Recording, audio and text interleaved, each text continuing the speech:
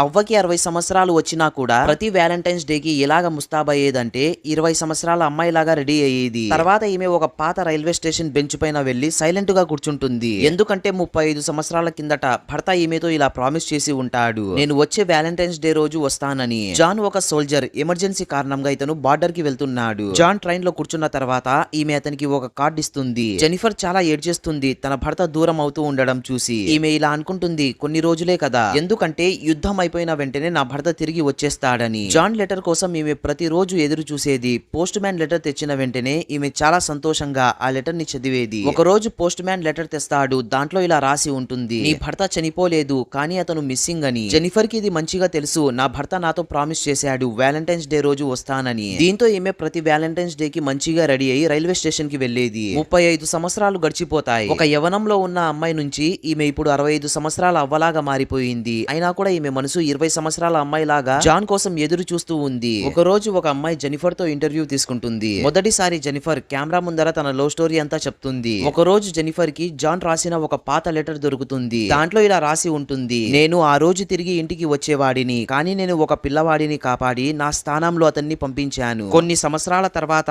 ఒక officer John యొక్క వస్తువులని జెనిఫర్ కి ఇస్తాడు. దాంట్లో ఆ వ్యాలంటైన్స్ డే కార్డ్ కూడా ఉంటుంది. జెనిఫర్ ఇది చూసి చాలా సంతోషిస్తుంది. వ్యాలంటైన్స్ డే వచ్చేస్తుంది. ఈమె మంచిగా రెడీ అయ్యి రైల్వే స్టేషన్ లో వెళ్లి కూర్చుంటుంది. జాన్ ఇప్పుడు నిజంగానే వస్తాడు. యుద్ధ భూమిలో పోరాడి అలిసిపోయిన ఒక వీరుడిలాగా. జెనిఫర్ ఇది చూసి చాలా ఏడ్చేస్తుంది. ఫైనల్ గా ఇక్కడ జాన్ కూడా తన మాటని నిలుపుకున్నాడు. నిజమైన ప్రేమ అంటే ఇలాగే ఉంటుందేమో. మీరు కూడా ఎవరినైనా మిస్ అవుతున్నారా?